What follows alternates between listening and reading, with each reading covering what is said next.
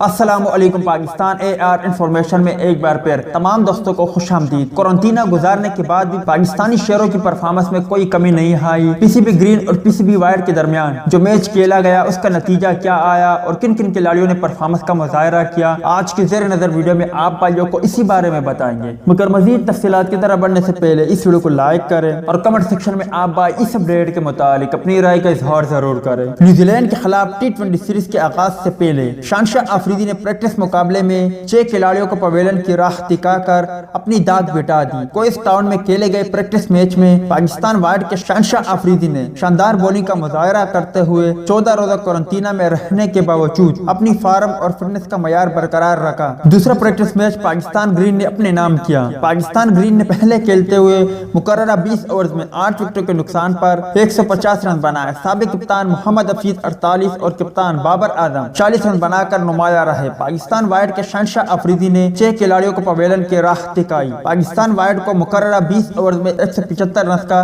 Revise target دیا گیا، تاہم پاکستان وائٹ کی ٹیم مقررہ 20 اوورز میں 8 وکٹوں کے نقصان پر 160 رنز ہی بنا سکی۔ پاکستان وائٹ کے زیشان ملک 50، حیدر علی 45 اور عبداللہ شفیق 35 رن بنا کر پویلین لوٹے۔ پاکستان گرین کی جانب سے وہاب ریاض، عثمان قادر اور اماد وسیم نے 2 شکار کیے۔ امید ہے دوستوں کہ آج کی ویڈیو بھی آپ کو پسند آئی ہوگی۔ ملتا ہے کسی نیکسٹ ویڈیو میں، تب تک کے لیے اجازت دیجیے۔ اللہ حافظ۔